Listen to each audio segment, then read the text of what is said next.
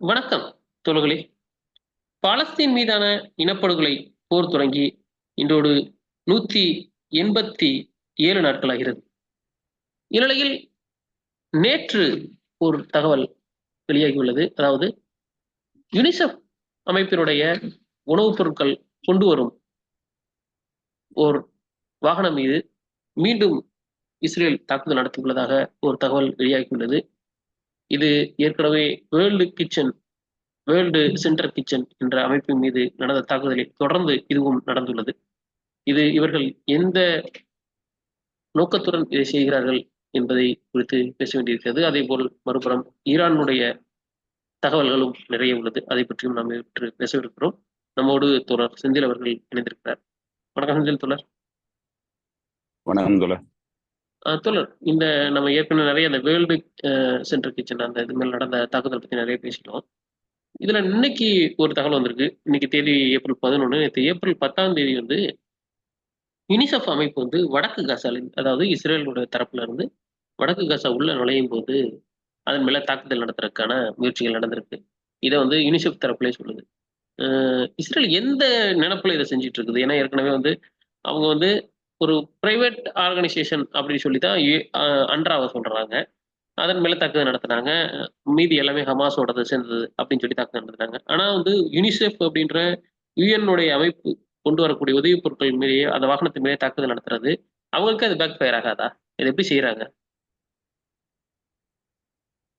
இல்ல, அவங்க ஏற்கனவே ஒரு பிரசிடென்ட் வந்து அதான் ஒட்டுமொத்தமா நம்ம ஏற்கனவே பேசுனதுதான். என்னன்னா, நீங்க ஒரு குற்றம் பண்ணீங்கன்னாக்க அது வந்து அவுட்ரேஜ் ஆகும், சர்வதேச அரங்குல வந்து பெரிய விவாதம் ஆகும். ஆனா நீங்க தொடர்ந்து அதே குற்றங்களை திரும்ப திரும்ப பண்ணிக்கிட்டே இருந்தீங்கன்னா இது ஒரு நார்மலைசேஷன் ஆயிடும். இந்த இந்த பிரச்சனைங்கிறதே நார்மலைசேஷன் ஆயிடும். ஸோ அதை தான் வந்து இந்த எய்டு பொருட்கள் வர்ற தொண்டு நிறுவனங்களுடைய ஆட்களை வந்து கொலை பண்றதுங்கிறது இந்த வேர்ல்டு சென்ட்ரல் கிச்சன்ல வந்து முதல்ல ஆரம்பிக்கல. அந்த தாக்குதல்ங்கிறது இதுக்கு முன்னாடி எய்டு ஒர்க்கர்ஸ் பலரை வந்து தாக்கியிருக்கு. யுனைடெட் நேஷன்ஸோடைய அன்ட்ரா அமைப்பினுடைய ஒர்க்கர்ஸ் பலர் வந்து செத்துருக்குறாங்க.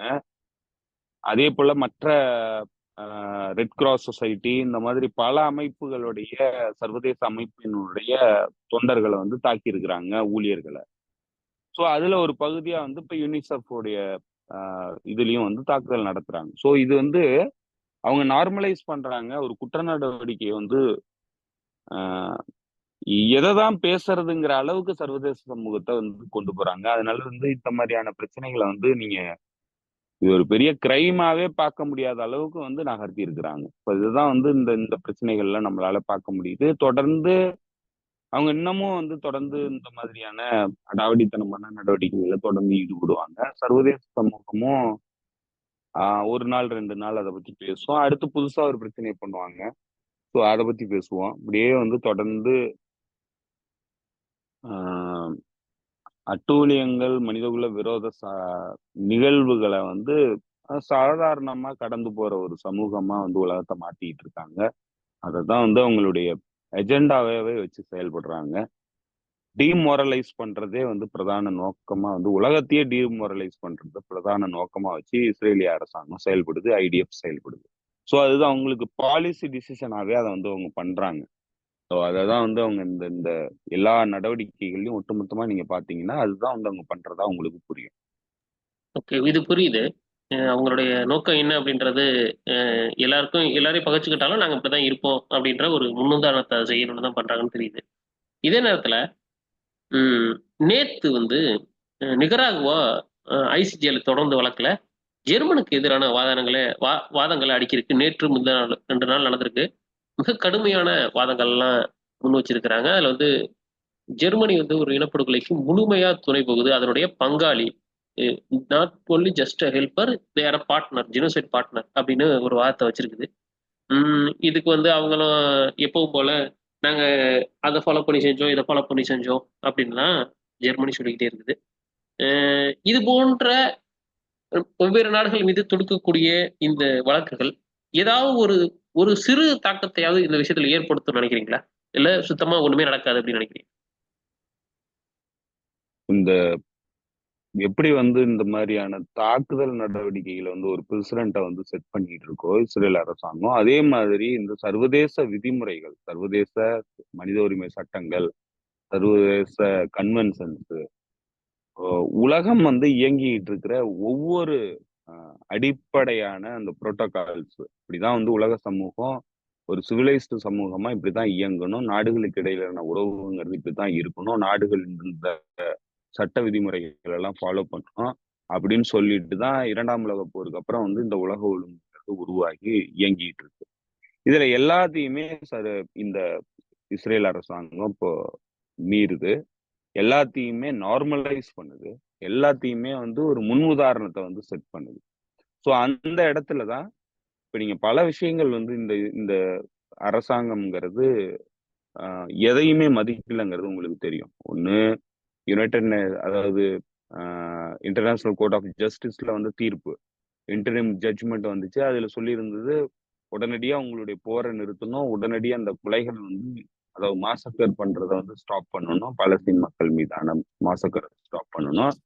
அதுக்கப்புறம் மேற்கொண்டு இந்த தொடர்ந்து நடக்கிற நடவடிக்கைகளான ரிப்போர்ட்டை வந்து எங்களுக்கு கொடுக்கணும். பிளாசிபிள் கேஸ் ஆஃப் ஜெனசைடு, அடிப்படையான ஆதாரங்கள் இருக்கு இந்த இதுல வந்து நடக்கிறது ஜெனசைடுங்கிறதுக்கு அப்படின்னு சொல்லி ஒரு தீர்ப்பு வழங்குச்சு.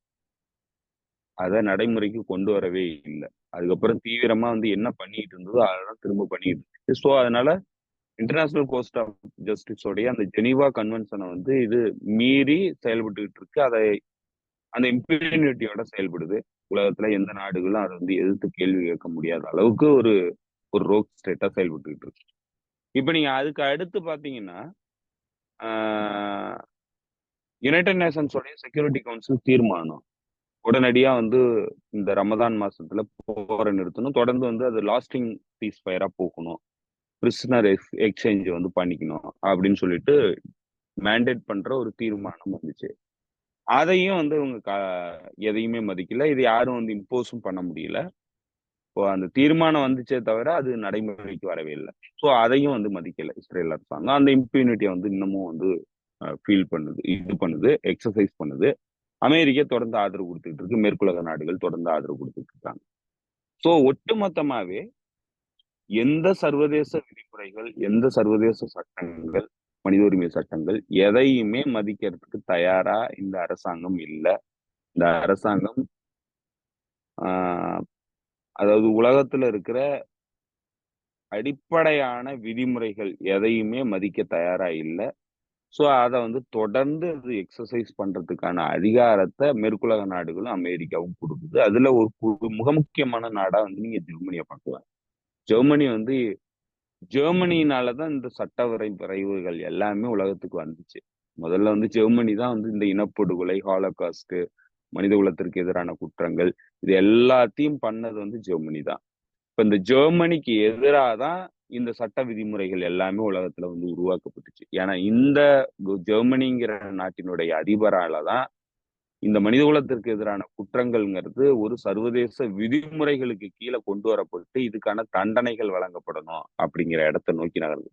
இன்னமும் நீங்க வந்து பாத்தீங்கன்னா ஜெர்மனிங்கிறது முழுமையா அந்த நாசி இதுல இருந்து வெளியில வரலங்கிறது தான் நமக்கு கண்கூடா தெரியுது. டீநாசிபிகேஷன்ங்கிறது நடக்கல ஜெர்மனில. இப்போ நீங்க இப்பவும் வந்து ஆதரவு கொடுக்குறாங்க, இன்னமும் அந்த மக்கள் வந்து பெரிய அளவுக்கு அவங்க அதுக்கு எதிர்ப்பு தெரிவிக்கல. இன்னமும் வந்து அவங்க அந்த மனதுக்குள்ள அந்த சிந்தனை ஓட்டத்தை வந்து வச்சிருக்காங்கங்கிறது தான் வந்து வெளிப்படுத்துறாங்க. இப்ப அதை தான் வந்து நிக்கராகுவா வந்து இப்போ சர்வதேச நீதிமன்றத்துல கொண்டு வந்திருக்கு. இப்ப இதையும் வந்து பெருசா அவங்க வந்து கண்டுக்க போறது இல்லை. ஏன்னா இவங்க எல்லாருமே இந்த குற்றங்களை வந்து தொடர்ந்து மனித குலத்திற்கு எதிராக நடத்திட்டு இருக்கிற ஒரு பிரசிடென்ட் வச்சிருக்கிற ஒரு ஹிஸ்டரி வச்சிருக்கிற ஒரு நாடுகளா இருக்கிறாங்க. ஸோ அவங்க வந்து அவங்களுடைய நடவடிக்கைகள் அனைத்தும் இனப்படுகொலை பண்றது வந்து சர்வசாதாரணமான ஒரு நிகழ்வா தான் வந்து பண்றாங்க. ஏன்னா உலகத்துல வெள்ளைக்காரர்களை தவிர இது வந்து பிரதானமா வந்து அவங்களுடைய அந்த ரெசிஸ்ட் மனநிலையில இருந்து தான் வந்து வருது. ஏன்னா அடுத்தவங்கள அவங்க சப்யூமனா பாக்குறாங்க. உலகத்துல இருக்கிற மற்ற பகுதிகளில் இருந்து இருக்கிற மற்ற இனக்குழுக்கள், அப்ப கலர்ல வேறுபட்டவங்க, இனத்துல வேறுபட்டவங்க, நிறத்துல வேறுபட்டவங்களை வந்து அவங்க மனுஷனா மதிக்கிறது இல்லை. அந்த ஒரு ரெசிஸ்ட் மனநிலையில இருந்து தான் அவங்க உலகத்துல இந்த மாதிரியான குற்றங்கள்ங்கிறது ஒரு விலங்குகளுக்கு வந்து நம்ம வந்து குற்றம் பண்ணிட்டு அதை பெருசா வந்து நீங்க ஆஹ், ஒரு கில்ட்டியா ஃபீல் பண்ண போறது இல்ல, குற்ற உணர்ச்சி ஃபீல் பண்ண போறது இல்ல. அது மாதிரிதான் அவங்க உலகம் முழுக்க நடத்துறாங்க. அது குற்ற உணர்ச்சியாவும் அவங்க வந்து ஆஹ், நினைக்கிறது இல்ல. சோ இதுக்கான இதுக்கான வரலாறுங்கிறது தொடர்ந்து இருக்கு. ஆஹ், கருப்பினத்திற்கு கருப்பினத்துக்காரங்களுக்கு எதிரான அடிமை முறை, கொடுமைகள் அதெல்லாம் வந்து அமெரிக்கன் கான்டினென்ட்ல அமெரிக்காங்கிற நாடு வந்து தொடர்ந்து பண்ணிட்டு இருந்து அதுல இருந்தா வந்து அது ஆஹ், அந்த நாடே வந்து உருவானுச்சு.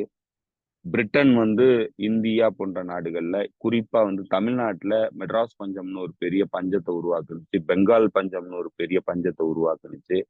தன்னுடைய ஏகாதிபத்திய நலனுக்காக இங்க இருக்கிற மக்களை பட்டினி போட்டு கொலை பண்ணுச்சு. கோடிக்கணக்கானவர்களை கொலை பண்ணுச்சு இந்தியாவுல. தமிழ்நாட்டுல கோடிக்கணக்கானவர்களை கொலை பண்ணுச்சு, லட்சக்கணக்கானவர்களை. சோ அதே மாதிரி நீங்க ஆஹ், சைனா சைனா வந்து ஒரு செஞ்சுரி ஆஃப் ஹுமிலி ஹுமிலேஷன்ல வந்து பாதிக்கப்பட்ட ஒரு நாடு. இந்த ஏகாதிபத்திய சக்திகளால் தொடர்ந்து அச்சுறுத்தலுக்குள்ளான நாடு, தொடர்ந்து அடிமைப்படுத்தப்பட்ட நாடு. சோ இப்படி உலகத்துல பல நாடுகள்ல வந்து இந்த நாடுகள் எல்லாமே இந்த காலனித்துவத்தின் போது இந்த இனப்படுகொலைகளை சர்வசாதாரணமா பண்ணியிருக்காங்க. ஏன்னா அதுக்கான அடிப்படையான காரணம் அவங்க எல்லாம் அவங்க மனுஷனா மதிச்சது இல்லை. ஸோ இப்படிதான் வந்து இவங்களுடைய ஹிஸ்டரி வந்து இருந்திருக்கு. ஸோ அதே ஹிஸ்டரி இன்னும் தொடருது. இப்ப இஸ்ரேலுங்கிற நாடு இந்த இம்யூனிட்டியை வந்து அனுபவிக்குது. அதுக்கு காரணம் இந்த நாடு. ஏன்னா இவங்க எல்லாருமே ஒரே குட்டையில ஊர்ன மட்டைகள். இவங்க எல்லாருமே இனப்படுகொலையை வந்து தொடர்ந்து மக்களுக்கு எதிராக பண்ணிட்டு இருக்கிறவங்க தான். ஸோ அந்த பின்னணியில தான் வந்து இவங்க எதையுமே மதிக்கிறது இல்லை. அதை தான் வந்து இன்னைக்கு இஸ்ரேலுங்கிற நாடு என்ஜாய் பண்ணுது. அதுக்கு இவங்க சப்போர்ட் கொடுக்குறாங்க. ஓகே தோழர். இதுல இன்னொன்னையும் நான் சேர்த்து சொல்ல வேண்டியிருக்கு. கடந்த வாரம் நம்ம பேசியிருந்தோம். இஸ்ரேல் மீதான தாக்குதலை வந்து ஈரான் கைவிடணும் அப்படின்னு நீங்க எதிர்பார்த்தீங்கன்னா, நீங்க வந்து பலஸ்தீன் அந்த போராளி குழுக்கள், பலஸ்தீன் விடுதலை போராட்ட வீரர்கள் என்ன கேட்கறாங்க, அந்த மக்கள் என்ன கேட்கறாங்களோ செஞ்சு கொடுத்துருங்க, உங்க மேல தாக்குதலை நாங்க விட்டுறோம் அப்படின்னு சொல்லி ஈரான் சொல்லியிருந்துச்சு. ஆனா அது சொல்லியும் ஒண்ணு நடக்கல. திரும்பவும் வந்து நடந்திருக்கு. நேற்று விடிய கிளம்புற ரம்தான் இங்க தொடங்கும் போது, பலஸ்தீன தொடங்கும் போது அந்த மக்கள் மேல மிக கடுமையான தாக்குதலை நடத்தி இருக்குது இஸ்ரேல். இது ஒரு பக்கம் இருக்கு அப்படின்னு பாத்தீங்கன்னா, இன்னொரு பக்கம் வந்து இன்னைக்கு வந்து ஆஹ், துருக்கி தரப்புல இருந்து இவங்கள்ட்ட பேச வச்சிருக்காங்க ஈரான் தரப்புல. அதாவது வந்து அமெரிக்கா சொல்லி துருக்கி வந்து ஈரான் தலைமை அதிகாரி ஒரு தலைமை இருக்கக்கூடிய ஒரு தட்ட பேசியிருக்காங்க. நீங்க வந்து இதை குறைச்சிக்கோங்க, இஸ்ரேல் மீதான தாக்குதலை வந்து கைவிடுங்க அப்படின்னு சொல்ல வச்சிருக்கிறாங்க துருக்கியில. ஆனா இதுல என்ன ஒரு வேடிக்கையான விஷயம் அப்படின்னா, 2 நாளைக்கு முன்னாடி போன இன்னைக்கு வந்து வியாழக்கிழமை, செவ்வாய்க்கிழமை பாத்தீங்கன்னா ஈராக் துருக்கி என்ன சொல்லியிருக்குன்னா, நாங்க வந்து இதுக்கு ஏற்றுமதி பண்ணிக்கிட்டு இருக்கிற இஸ்ரேலுக்கு ஏற்றுமதி பண்ணிக்கிட்டு இருக்க எல்லா பொருட்களையும் நாங்க வந்து தடை பண்றோம். 54 பொருட்களை நாங்க வந்து தடை பண்றோம். அவங்க வந்து நாங்க கேட்டோம், அவங்கள்ட்ட வந்து காசாவும் மேல வந்து நாங்க ஏன்ட்ரா போடுறோம், அந்த மக்களுக்கு உணவு கொடுக்குறோம்னு சொன்னோம், கேட்க மாட்டாங்க.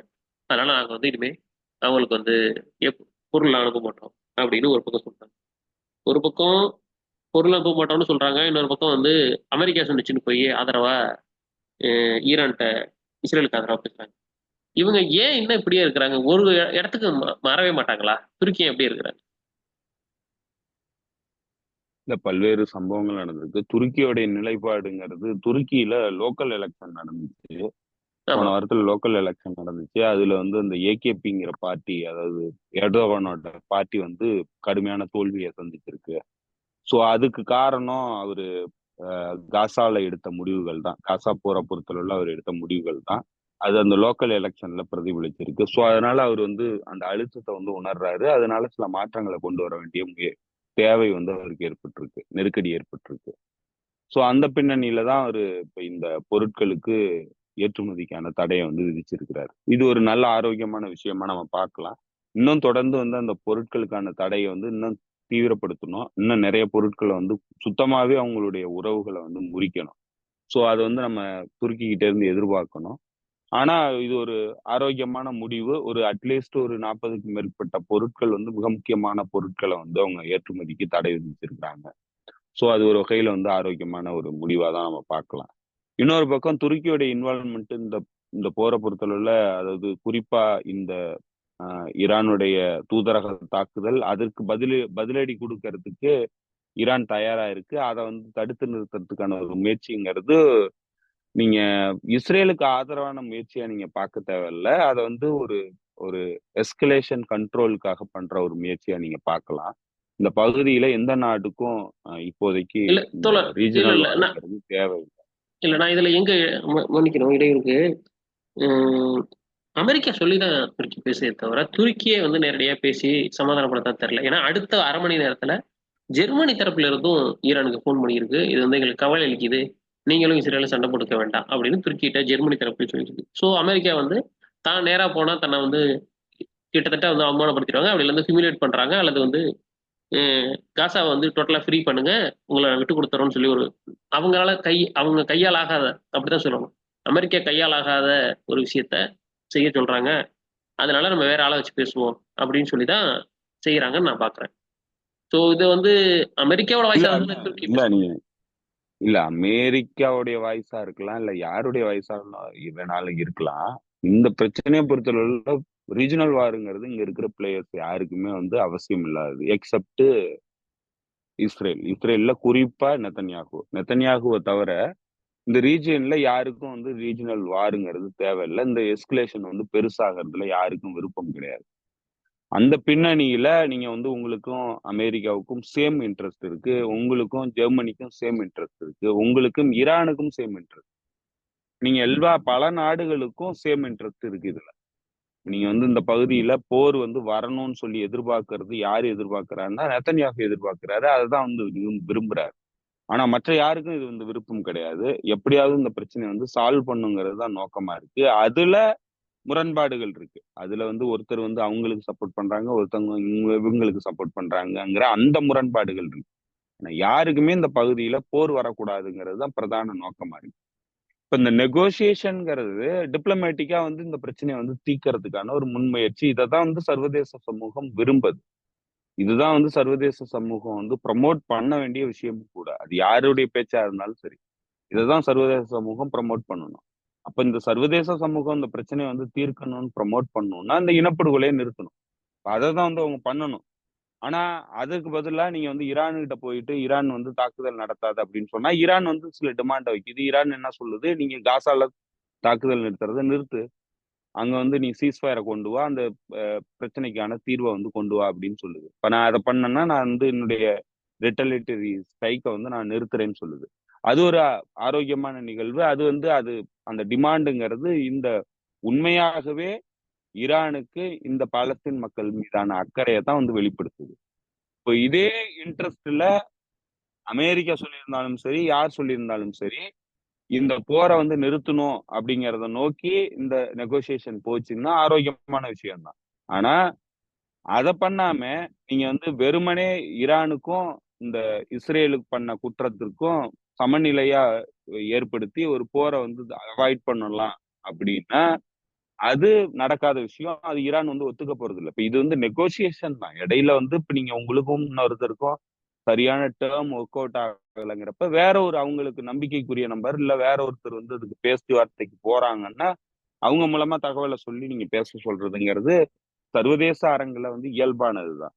ஏன்னா நீங்க சவுதி அரேபியாவுக்கும் ஈரானுக்குமான அந்த உறவுங்கிறது எப்படி வந்து உருவாயிருக்குன்னா இதுக்கு மீடியேட்டரா வந்து இரண்டு மிக முக்கியமான அந்த பகுதியில இருந்த அமெரிக்க ஆதரவு நாடுகள் வந்து இயங்கி இருக்கிறாங்க.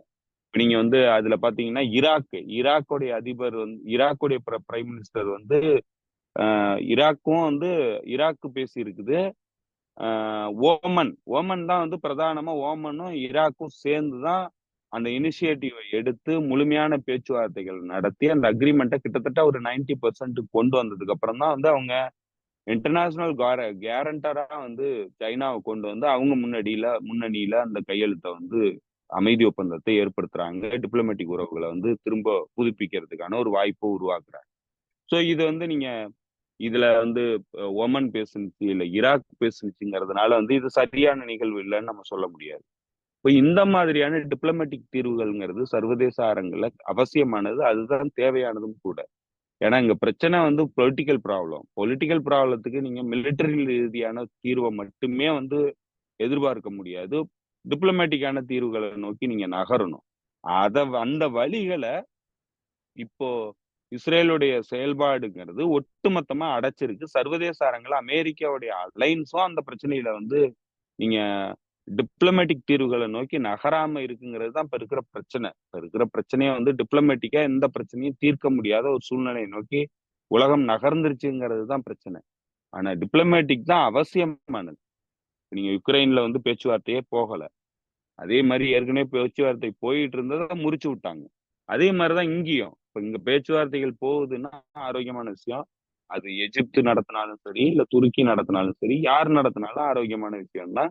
இதுக்கான இந்த பிரச்சனை வந்து பேசி தீர்க்கப்பட்டா நல்ல விஷயம் தான். உலகத்துக்குமே நல்ல விஷயம் தான் இது. ஏன்னா இதுல பாதிக்கப்படுறது வெறுமனே அந்த பகுதி நாடுகள் மட்டும் கிடையாது, உலகமே பாதிக்கப்படும். சோ அந்த வகையில இந்த இனப்படுகொலை நிக்கணும். இந்த பேச்சுவார்த்தை மூலமா வந்து இதுக்கான தீர்வு எட்டப்படணும். இஸ்ரேலுங்கிற நாடு பண்ற இனப்படுகொலையை பேச்சுவார்த்தை பண்ணி தீர்க்க முடியாது.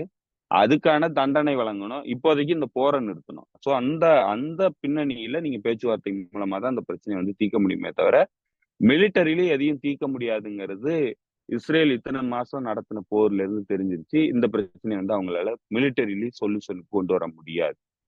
சோ அதுக்காக தான் அவங்க அந்த போரை வந்து விரிவாக்கம் பண்ணுங்கிற முயற்சியில ஈடுபடுறாங்க. அது இன்னைக்கு இன்னும் குறிப்பா சொல்ல போனா நேற்றா இன்னைக்கான்னு தெரியல.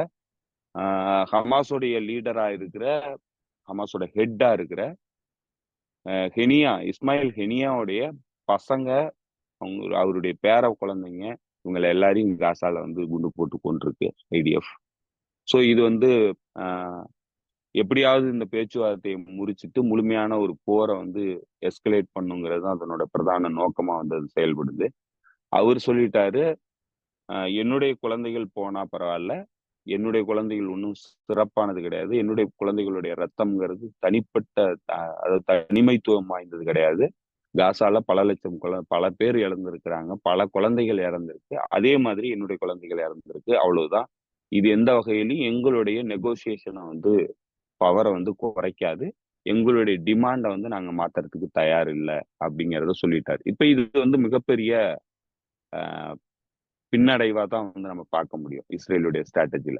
சோ இப்படி ஒட்டுமொத்தமாவே இஸ்ரேலுடைய ஸ்ட்ராட்டஜிங்கிறது பின்னடைவை நோக்கி தான் போகுது. அது ஈரான் பிரச்சனையிலையும் இதே தான் நடக்குது. அப்ப எந்த இடத்துலயும் வந்து ஈரான் வந்து இதுக்கு ரிட்டலேட்டரி ஸ்ட்ரைக் பண்ணாம விடாது, அன்லஸ் அன்டில் காசா பிரச்சனைக்கு தீர்வு ஏற்படும் வரைக்கும்.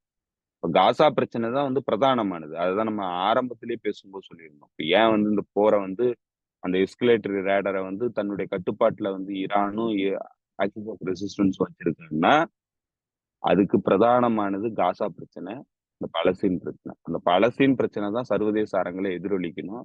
அதுதான் மைய விவாதமா இருக்கணும். இப்ப இடையில வேற ஒரு பிரச்சனை உள்ளுக்கு வந்துச்சுன்னா அந்த பிரச்சனை வந்து டைவெர்ட் ஆகும். ஸோ அதனால முழுமையான அட்டென்ஷன் வந்து காசா மக்களுக்கு கிடைக்காது, பலஸ்தீன் மக்களுக்கு கிடைக்காது. பலஸ்தீன் பிரச்சனை சர்வதேச அரங்கில் பேசப்படாது. ஸோ அதை தவிர்க்க வேண்டிய பொறுப்பு அவங்களுக்கு இருக்கு. இப்ப இந்த பிரச்சனையை வந்து டிப்ளமேட்டிக்கா தீர்க்கிறதுங்கிறது சரியான நிகழ்வு தான். அதுக்கு யார் உதவி பண்ணாலும் நல்ல விஷயம் தான். ஓகே. இறுதியா ஒரு கேள்வி. கொஞ்ச நேரத்துக்கு முன்னாடி ஒரு தகவல் வந்துருக்கு. என்னன்னா, ஹீப்ரூ சேனலான சேனல் 12 வந்து ஒரு தகவல், அதாவது வந்து இஸ்ரேல் தரப்புல அந்த நெகோசியேஷன் பண்ணிக்கிட்டு இருந்த ஒரு அதிகாரியே பேசியிருக்காரு. அவர் பேர் வெளியிடாம ஒரு தகவல் வெளியிட்டிருக்காங்க. என்னன்னா, இந்த பேச்சுவார்த்தை, இந்த கைதிகள் மாற்றம் அல்லது வந்து சமாதான பேச்சுவார்த்தை அப்படிங்கிறது 2 மாசத்துல முடிய வேண்டியது. ஆனா இது வந்து இப்போதைக்கு இருக்கிற சூழ்நிலையில பார்த்தா இது வந்து 1 வருஷத்துக்கு போகும் போட்டிருக்கு. நெத்தனியாக வந்து இதை பத்தி கவலையே படல. இது வந்து நடுவில் நிறைய பேர் செத்துருக்காங்க, இப்படிதான் தொடரும் போட்டிருக்கு அப்படின்னு அவர் சொல்லியிருக்காரு. ஏற்கனவே நிறைய அதை பத்தி பேசிட்டோம். ஏன்னா அங்க மக்கள் உள்ள வந்து போராடிட்டு இருக்கிறாங்க, அந்த குடியேறிகள் இவங்க இருந்தவங்க எல்லாம். இப்ப நெத்தனியா கூட இந்த எண்ணம் அப்படின்றது இன்னும் கண்டினியூ ஆயிட்டே இருக்கும்போது அங்க மக்கள் ஓரளவுக்கு மேல ஃப்ரஸ்ட்ரேஷன் ஆகி அந்த அரசு தூக்கி போற இடத்துக்கு நவரதான் செய்வாங்க. அது இன்னும் மிகப்பெரிய கலவரத்துல அவங்க உள்நாட்டுக்குள்ளே ஏற்படும். இது எப்படி பாக்குறீங்க? அதுக்கான வாய்ப்பு இருக்குன்னு நினைக்கிறீங்களா? எப்ப வேணாலும் எது வேணாலும் மாற்றம் அடையலாம். நீங்க அரபுலக நாடுகள் முழுக்கவே இந்த டென்ஷன் வந்து இருந்துகிட்டு இருக்கு. இது எப்ப வேணாலும் வந்து ஒரு புரட்சியா வெடிக்கிறதுக்கான வாய்ப்பை வந்து உருவாக்கிக்கிட்டே இருக்கு. அதுக்கான கண்டிஷன்ஸ் எல்லாமே இருக்கு. இப்ப இந்த அரபு உலக நாடுகள் முழுக்கவே அதுக்கான கண்டிஷன்ஸ் இருக்கு. அமெரிக்கா ஆதரவா இருக்கிற எல்லா நாடுகள்லயும் அந்த கண்டிஷன்ஸ் இருக்கு. அது ஒரு பக்கம் அமெரிக்காவுடைய ஸ்ட்ராட்டஜிக் இன்ட்ரெஸ்ட்ல மிகப்பெரிய பிரச்சனையை வந்து உருவாக்கக்கூடிய ஒரு நிகழ்வா இருக்கு. இன்னொரு பக்கம் ஈரானுக்கும் இஸ்ரேலுக்கும் பிரச்சனை வந்துச்சுன்னா அமெரிக்காவுடைய இன்ட்ரெஸ்ட் பெரிய அளவுக்கு பாதிக்கப்படும். ஸோ அதனால அது ஒரு மிகப்பெரிய சிக்கலா இருக்கு. இப்படி பல வகையில வந்து மேற்குலக நாடுகளுக்கும் இஸ்ரேலுக்கும் இந்த பகுதியில மிகப்பெரிய சிக்கல் உருவாயிட்டு இருக்கு. இதுல நீங்க இன்டர்னலி இந்த ஜியானிஸ்ட் ரெஜிமுக்கு இருக்கிற மிக முக்கியமான பிரச்சனைங்கிறது அந்த உள்ளூர் மக்களுடைய கோபம். இப்ப ஏற்கனவே நெத்தன்யாகுவை வந்து அப்ரூவல் ரேட்டிங் ரொம்ப கம்மியா தான் இருக்கு. இந்த போர் நடந்துகிட்டு இருக்கிறதுனால அவர் சர்வைவ் பண்றாரு. ஏற்கனவே அவருக்கு எதிராக இந்த போர்லாம் தொடங்குறதுக்கு முன்னாடியே அவருக்கு எதிராக வந்து மிகப்பெரிய அளவுக்கு போராட்டம் நடந்துகிட்டு இருந்தது. ஸோ இதெல்லாம் கால்குலேட் பண்ணி தான் வந்து ரெசிஸ்டன்ஸ் அமைப்புகள் இந்த தாக்குதலை வந்து அக்டோபர் 7 நடத்தினாங்க. அது ஏற்கனவே வந்து ஒரு ஃப்ரெஜைல் கண்டிஷன்ல வந்து இந்த ஜியானிஸ்ட் என்டிட்டி இருக்கு, இந்த நாடே இருக்குங்கிறதெல்லாம் கால்குலேட் பண்ணி தான் வந்து அவங்களுடைய தாக்குதல் நடவடிக்கை வந்து அவங்க ஆரம்பிச்சாங்க. இதெல்லாம் வந்து பில்ட் ஆகும் அப்படிங்கிற ஒரு கால்குலேஷன்ல தான் வந்து அவங்களுடைய நடவடிக்கையை வந்து ஆரம்பிச்சாங்க. இப்ப போருக்கு போய் கடுமையான தோல்வியை வந்து சந்திச்சிருக்கிறாங்க. ஒட்டுமொத்தமா அவங்களுடைய படை துருப்புகள் வெளியேறி இருக்கிறாங்க, ஒரே ஒரு பட்டாலியனை தவிர. அப்போ நீங்க போர்ல வந்து எந்த வித ஸ்டேட்டட் அப்ஜெக்டிவும் நிறைவேறல. இன்டைரக்டா அவங்க மறைமுகமா வச்சிருந்த அப்ஜெக்டிவும் நிறைவேற்ற முடியல. அதாவது மறைமுக அப்ஜெக்டிவ்ங்கிறது எத்னிக் கிளென்சிங், ஒட்டுமொத்தமா இந்த காசால இருந்து மக்களை வெளியேற்றுறது, அதுவும் நிறைவேறல. அப்ப இன்டைரக்டான அப்ஜெக்டிவ் வந்து நிறைவேறல, டைரக்ட் அப்ஜெக்டிவ் ஸ்டேட்டட் அப்ஜெக்டிவ் நிறைவேறல. போர்ல வந்து கடுமையான பாதிப்புகளை வந்து ராணுவம் சந்திச்சிருக்குது. பெரிய அளவுக்கு உயிரிழப்புகள் ஏற்பட்டிருக்கு. ஹாஸ்டேஜஸ ஒருத்தரை கூட வந்து அவங்களால ரிலீஸ் பண்ணி கொண்டு போக முடியல. இடையில ஒரே ஒரு இடத்துல வந்து ஒரு 2-3 பேரை கொண்டு போனதா வந்து சொன்னாங்க. அதுலயும் முரண்பட்ட தகவல்கள் வந்துச்சு. அதனுடைய ஆத்தென்டிசிட்டியும் வந்து கேள்விக்குறியாதான் தான் இருக்கு. சோ இப்படி ஒட்டுமொத்தமா அவங்களுடைய மிலிட்டரி கேம்பெயின் வந்து தோல்வியில முடிஞ்சிருக்கு 6 மாசத்துக்கு அப்புறம். இத்தனைக்கும் ஒரு சின்ன நிலப்பரப்பு. இந்த சின்ன நிலப்பரப்புல அவங்க நினைச்சிட்டு வந்தது ஒரு 2-3 வாரத்துல வந்து இந்த போரை முடிச்சிடலாம். ஆனா இன்னைக்கு 6 மாசம் ஆகி ஒரு பேசிக்கான வெற்றியை கூட வந்து அவங்களால பெற முடியல. கான்யூனிஸ்ட்ல கடுமையான அடி வாங்கி ஒட்டுமொத்தமா படை துருப்புகளை வெளியேற்றி இருக்கிறாங்க. இப்போ இதுதான் வந்து இஸ்ரேல்ல வந்து போர்னால ஏற்பட்டிருக்கிற தோல்வி. நேரடியா வந்து மிலிட்டரி ரீதியான தோல்வியை வந்து அடைஞ்சிட்டாங்க. அவங்களுடைய டிட்டாரன்ஸா அவங்களால உறுதிப்படுத்த முடியல. அங்க இருக்கிற வெளியேறின செட்டில்மெண்ட்ல இருந்த மக்களை வந்து திரும்ப மீள்குடியமர்த்த முடியல. அந்த ஒர்க் ஃபோர்ஸ், அங்க நடந்துகிட்டு இருந்த தொழில்கள், இது எல்லாமே பாதிக்கப்பட்டிருக்கு. அந்த நாடு வந்து அவங்களுக்கு எல்லாம் வந்து உதவி தொகை வந்து வழங்கிட்டு இருக்கு. அதன் மூலமா தான் அவங்களுடைய வாழ்க்கையை வந்து அவங்க நடத்திட்டு இருக்காங்க. சொந்த வீட்டுக்கு போக முடியல. இப்படி கிட்டத்தட்ட வந்து அஹ், ஒரு 2 லட்சம் பேருக்கு மேல வந்து வெளியேறி இருக்கிறாங்க. அவங்க எல்லாத்தையும் வந்து திரும்ப மீள் கட்டுமானத்துக்கு கொண்டு வர முடியல. திரும்ப வந்து அங்க மீள் குடியமர்த்த முடியல. அதே போல ஒர்க் ஃபோர்ஸ்ல இருந்த பலரும், அந்த நாட்டினுடைய ஒர்க் ஃபோர்ஸ்ல இருந்த பலரும் வந்து ரிசர்வ் ஆர்மியில வந்து இப்போ ரிசர்வ் ஆர்மியில இருக்கிறாங்க அந்த நாட்டினுடைய போருக்காக. இப்ப அவங்களுக்கு சம்பளம் கொடுக்கணும். அவங்களுடைய தொழில்கள் பாதிக்கப்பட்டிருக்கு. அவங்க வேலைக்கு போற வருமானம் போயிடுச்சு. இப்ப இது எல்லாத்தையும் அரசாங்கம் தான் கொடுக்கணும். கூடவே இந்த போருக்கு ஒவ்வொரு நாளும் பல ஆயிரக்கணக்கான கோடிகள் வந்து அவங்க செலவு பண்ணிட்டு இருக்காங்க. இழப்புகளை சந்திச்சுட்டு இருக்கு. மிலிட்டரிலி பயங்கர இழப்புகள், பொருளாதார ரீதியான மிகப்பெரிய இழப்புகள். அவங்கள்ட்ட இருக்கிற 3 போர்ட்ல எய்லாட் போர்ட்டு சுத்தமாவே ஸ்டாப் ஆயிடுச்சு. எந்த போக்குவரத்தும் இல்ல. ரெட் சீல பிளாக்கேட் பண்ண யமன் ஆர்ம்டு போர்சஸ்னால. ஹைஃபா போர்ட்ல கடுமையான தாக்குதல்கள் தொடர்ந்து நடைபெற்றுக்கிட்டே இருக்கு. அதனால ஹைஃபா போர்ட்ல ஆயில் உற்பத்தியில இருந்து ரெஃபைனரிஸ் வரைக்கும் வந்து தாக்குதல் நடத்த ஆரம்பிச்சிருக்கிறாங்க. கோலன் ஹைட்ஸ்ல தாக்குதல் நடக்குது. ஸோ இப்போ ஒட்டுமொத்தமாவே இந்த நாடு சஃபகேட் ஆகிட்டு இருக்கு. இன்டர்னலி இன்டர்னலி அதனுடைய பொருளாதாரமும் சரி, அந்த மக்களுடைய மனநிலையும் சரி, இந்த ஏற்கனவே இருந்த பொலிட்டிக்கல் பிரச்சனையும் சரி, இது எல்லாமே சேர்ந்திருக்கு. இப்ப இது வந்து ஆனா இங்க இருக்கிற ஒரே ஒரு ப்ராப்ளம் என்னன்னா, இந்த செட்டிலர்ஸ் தான் இங்க இருக்கிற மக்கள். அந்த மக்கள் வந்து எந்த அளவுக்கு டீமனைஸ் பண்ணப்பட்டிருக்கிறாங்கன்னா, அதாவது அவங்களுடைய மனநிலையில இங்க இருக்கிற அரபு பாப்புலேஷன்ங்கிறது மனிதர்களாவே அவங்க நினைக்கல. எல்லாருமே ஜியானிஸ்டா இருக்காங்க. எல்லாருமே ரேசிஸ்டா இருக்கிறாங்க. எல்லாருமே வந்து ஹியூமனா தான் வந்து அரப் பாப்புலேஷனை பாக்குறாங்க. பாலஸ்தீனியர்களை பாக்குறாங்க. அதுதான் இந்த ரெவல்யூஷனரி போர்சஸா வந்து அது மாறாம அந்த நாட்டுக்கு எதிராம கிளர்ச்சி பண்ண விடாம தடுத்துக்கிட்டு இருக்கு. இப்ப அந்த ஒரே ஒரு ஒற்றுமை எல்லாருக்கும் ஒரே எதிரியா இருக்கிறாங்க. யாருன்னா இந்த அரபுலக நாடுகள்ல இருக்கிற பாப்புலேஷன். இந்த அரப் பாப்புலேஷன்ங்கிறது அவங்க எல்லாருக்குமே மக்கள்ல இருந்து வர்க்கம் வரைக்கும் எல்லாருமே எதிரியா பாக்குறாங்க. அவங்கள மனுஷரா பார்க்கல. இதுதான் அவங்கள எல்லாத்தையும் ஒன்று சேர்த்து வச்சுக்கிட்டு இருக்கு. இது இது வந்து எந்த அளவுக்கு தீவிரமா இருக்குங்கிறது இப்ப இவ்வளவு பிரச்சனையும் இருக்கும் போதும் இந்த ஒட்டுமொத்த மக்கள்ல 68% பேர் வந்து இந்த காசால போடுற பட்டினி பத்தல இன்னும் வந்து இம்போஸ் பண்ணணும் அப்படின்னு சொல்றாங்கன்னா அதுல நமக்கு விளங்குது அந்த மக்கள் வந்து எந்த அளவுக்கு பாசிஸ்டுகளா இருக்காங்கங்கிறது. அந்த அளவுக்கு அந்த மக்களை வந்து மாத்தி இருக்கிறாங்க. அது அடிப்படையா கல்வியில இருந்து எல்லாத்தையும் வந்து புகுத்தி கொண்டு வந்திருக்கிறாங்க. இப்ப இத வந்து பல நாடுகள்ல இந்த இந்த இந்த ஃபாசிஸ்ட் போர்சஸ் எமர்ஜ் ஆகிருக்கிற பல நாடுகள்ல இந்த பிரச்சனை இருக்கு. அதே பிரச்சனை ஒரு செட்டிலர் காலனியல் ப்ராஜெக்டா இருக்கிற இந்த இஸ்ரேல்ல அடிப்படையானதாகவே இருக்கு. ஏன்னா அவங்களுடைய எக்ஸிஸ்டன்ஸ் இந்த மக்களை வந்து அழிக்கிறதுலதான் இருக்கு. ஸோ அதனால அதை வந்து அதுக்கு ஆப்ட் ஆயிருக்கிறாங்க. அந்த மக்கள் வந்து அதுக்கு உதவி பண்றாங்க. அந்த மக்களுக்கு அதுதான் விருப்பமா இருக்கு. ஸோ அந்த இடத்துல இருந்து பார்க்கும்போது அந்த நாட்டுல வந்து இந்த பிரச்சனை வந்து தீவிரம் அடையாதுங்கிறது தெரியுது.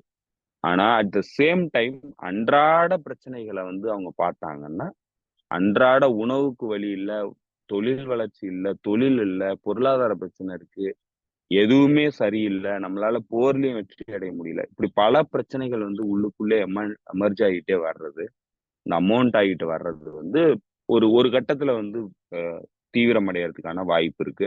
ஆனா அதெல்லாத்தையும் வந்து கலெக்டிவா ஆர்கனைஸ் பண்ணி கொண்டு வரக்கூடிய அளவுக்கு ஒரு நேர்மையான பொலிட்டிக்கல் சக்தி வந்து அந்த நாட்டுல கிடையாது. ஏன்னா எல்லாருமே ஜியானிஸ்ட் தான் பொலிட்டிக்கல் என்டிட்டி அங்க இருக்கிறாங்க. இடதுல இருந்து வலது வரைக்கும் எல்லாருமே ஜியானிஸ்ட். ஸோ அதனால அது வந்து அந்த அந்த மக்களுடைய கோபத்தை வந்து ஒன்று சேர்த்து அரசுக்கு எதிராக திருப்புற அளவுக்கு அங்க போர்சஸ் எதுவுமே கிடையாது. ஸோ அது வந்து ஸ்பான்டினியஸா வந்து இந்த கோபம்ங்கிறது இந்த பிரிசனர் எக்ஸ்சேஞ்ச் வந்து நடந்துருச்சுன்னா அந்த கோபம் வந்து அந்த மக்களுக்கு தணிஞ்சு போயிடும். ஸோ இப்ப அந்த பிரிசனர் தான் வந்து பிரச்சனையா இருக்கிறாங்க. அவங்க மக்கள் வந்து போய் காசால மாட்டிக்கிட்டாங்கிறது மட்டும்தான் அவங்களுக்கு பிரச்சனையா இருக்கு. அவங்கள வெளியேற்றணுங்கிறத மட்டும்தான் வந்து அவங்க பிரதானமா பாக்குறாங்களே தவிர காசால நடக்கிற போர்ல இத்தனை மக்கள் இறக்குறாங்க, இவங்க பட்டினி போட்டு கொல்றாங்கிறதெல்லாம் அவங்க பெருசா பார்க்கல. இஸ்ரேலோட ஃபியூச்சரை பத்தி அவங்க எதையும் பெருசா பார்க்கல. சோ அதனால இதுல வந்து நம்ம பெருசா ஒண்ணும் எதிர்பார்க்க முடியாதுன்னு நினைக்கிறேன். ஆனா இது வந்து இந்த நாடு ஃபியூச்சர்ல சர்வதேச அரங்கிலும் சரி, அந்த உள்நாட்டு கட்டமைப்புலயும் சரி, மிகப்பெரிய நெருக்கடியை எதிர்கொள்ளுங்கிறது மட்டும் தெளிவா தெரியுது. அதற்கான எல்லா கூறுகளும் இருக்கு. அது எதிர்கொண்டே ஆகும். இப்போதைக்கு இந்த போர் வந்து அவங்கள எல்லாத்தையும் ஒன்று சேர்த்து வச்சிருக்கு. ஓகே ஓகே தோழர், புரியுது.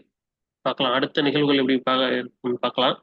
ஏன்னா ஐடிஎஃப் வந்து அது ஐஓஎஃப்னு சொல்லக்கூடிய இஸ்ரேல் ஆக்கப்பை ஃபோர்ஸஸ் அவங்களும் வந்து அங்க இருக்கக்கூடிய அந்த குடியேறிகளுக்கு ஒரு தகவல் சொல்லியிருக்காங்க. நீங்க போர் வந்துச்சுன்னா அதுக்கு தயாரா இருந்துக்கங்க, உங்களை ப்ரிப்பேர் பண்ணிக்கங்க அப்படின்னு சொல்லியிருக்கிறாங்க. பார்க்கலாம் இது அடுத்த நிகழ்வுகள் எப்படி போகுதுன்னு பார்ப்போம். வேற வேற அடுத்தடுத்த நிகழ்வுகள்ல பேசுவோம். உங்க நேரத்துக்கு மிக்க நன்றி இன்னொரு தோழர். சொல்லுங்க. நன்றி தோழர். இன்னொரு ஒரு விஷயம் போன வீடியோல பேசும்போது நான் இந்த ஆர்டிபிஷியல் இன்டெலிஜென்ஸ்ங்கிறது ஆர்குமெண்டட் ரியாலிட்டின்னு சொல்லிட்டேன். மன்னிக்கணும். அது தோழர்கள் நிறைய பேர் கரெக்ட் பண்ணியிருந்தாங்க. ஆமா ஆமா அப்புறம் ஆமா அப்புறம் வேற ஒரு தோழர் வந்து ஒரு கருத்து பதிவு பண்ணியிருந்தாரு. அதுல என்னன்னா இந்த நேட்டோ உருவாக்கத்துக்கான அடிப்படையான காரணம் வார்சோ பேக்ட் அப்படின்னு சொல்லியிருந்தாரு. நம்ம வார்சோ பேக்ட் உருவானதுதான் நேட்டோ உருவானதுக்கான காரணமா அப்படின்னாக்க அது இல்லைங்கிறது ரஷ்யன் ஃபெடரேஷன் தான் மாறி வார்சோ பேக்ட் எல்லாம் போனதுக்கு அப்புறமும் வந்து நேட்டோ வந்து விரிவாக்கம் பண்ணதுல இருந்தே தெரியுது. அப்ப ரஷ்யாங்கிற சோவியத் யூனியன்கிற ஒரு நாட்டுக்கு எதிராக தான் வந்து இந்த நேட்டோங்கிற அமைப்பு உருவானுச்சு. அது வார்சோ பேக்ட்ங்கிறது அதுக்கு ஒரு காரணமா இருந்துச்சுங்கிறது தான் தெரியுது. ஸோ அந்த பின்னணியில தான் நம்ம சொல்றோம். வார்சோ பேக்ட் இருந்ததுங்கிறது வரலாற்று உண்மை. ஸோ அதுக்கு எதிராக தான் வந்து நேட்டோ உருவாகுது அப்படிங்கிறது அப்ப சொல்லப்பட்டது. ஆனா அது உண்மை இல்லைங்கிறது இப்போ தெரியுது. இப்போ வந்து அதனுடைய விரிவாக்கம் இப்ப நடக்கிற போர்ல வந்து அது தெரியுது. ஸோ ஹிஜோமனிக் இன்ட்ரெஸ்ட்டை வந்து எல்லா பகுதியிலையும் செலுத்தணுங்கிறதுக்காக உருவாக்குற மிலிட்ரி ட்ரீட்டிஸ் தான் வந்து அது உருவாக்குறது. அதுல நேட்டோங்கிறது ஒண்ணு. அவ்வளவுதான். அந்த அந்த தோழருக்கு ஒரு சின்ன விளக்கம் கொடுக்கணும்னு நினைச்சேன். ஸோ அதுதான். ஓகே, ஓகே தோழர். அந்த தோழர் கேட்டிருப்பாருன்னு நம்புறேன். உங்க நேரத்துக்கு மிக்க நன்றி தோழர். தோழர்களுக்கும் மிக்க நன்றி. மீண்டும் சந்திப்போம் தோழர்களே. நன்றி, வணக்கம்.